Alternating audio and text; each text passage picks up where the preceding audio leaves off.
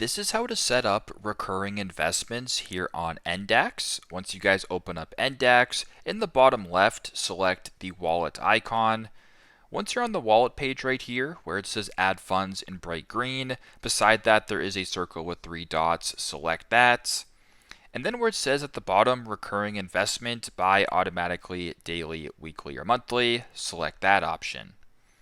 Once you're here, you can choose the asset or the crypto that you want to buy. So if I wanted to do Bitcoin, I would just press Bitcoin. And then you can type in the amount that you want to purchase.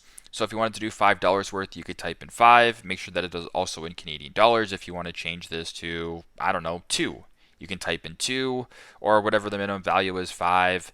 We're all good. And then where it says frequency, you can then change the frequency to daily, weekly, or monthly.